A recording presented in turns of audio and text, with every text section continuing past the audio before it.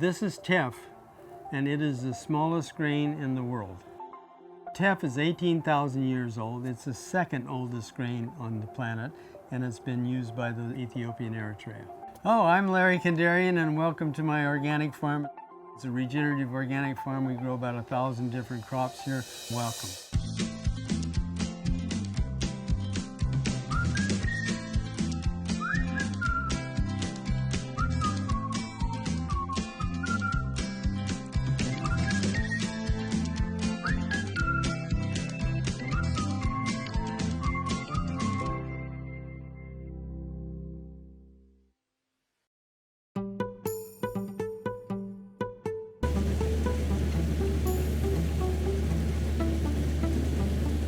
Teff is very high in iron, calcium, and magnesium. It has a glycemic index of 36. It has 8 of the 9 essential amino acids, including lysine, and that's what I call a superfood. If you have gluten sensitivities, you should eat Teff because Teff in any warm season grass is gluten-free. I'm a graduate mechanical engineer, and I started working for Raytheon Oxnard, worked on the very first space shuttle.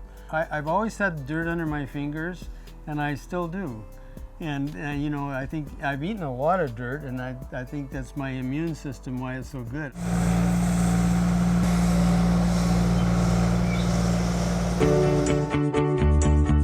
I've been doing regenerative farming for about 7 years now. Very rewarding. Regenerative farming is way above organic farming. There's organic, there's biodynamic, and then there's regenerative. Regenerative farming is where you don't use any chemicals whatsoever, and when people come to my farm, they look at this stuff growing and they go, wow, you have a lot of weeds. And I say, I don't see any weeds. I see companion plants. So if you call them companion plants, they're not weeds. I have people come over and say, so what chemicals do you use? And I said, I don't use any chemicals. Well, what do you do about bugs? I said, I don't have any bugs. Well, why don't you have bugs? I said, because we have so many crops here that there's more good insects than bad insects. So if you harbor the good ones, guess what? They outnumber the bad ones. So eat them.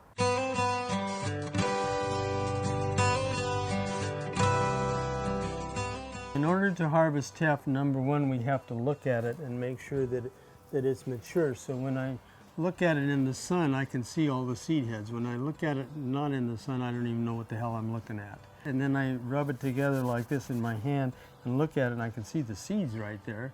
Then I know that it's ready to go. And then we'll come in and we'll windrow it. So this is what a windrower does, and so we're cutting and putting it in this row that's resistant to the wind here. Teff takes about 90 days. It's really fast. You could plant in May and harvest in July, end of July, early August, and then plant another one and then do it again. We have about an acre here that we're going to be harvesting today, and we should get somewhere over 1,000 pounds.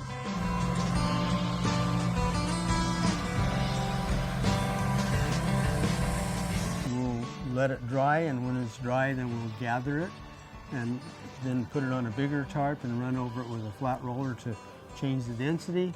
From there it goes into bins. From the bins it goes into a machine, and then we have several machines to clean it, gravity tables, indents, all kinds of stuff. We sell Teff two ways.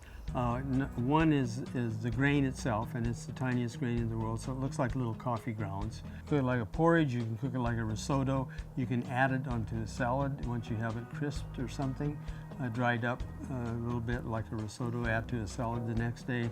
And then the flour you can make injera bread, you can make crackers, you can make pancakes, flatbreads, all kinds of stuff. So a lot of uses.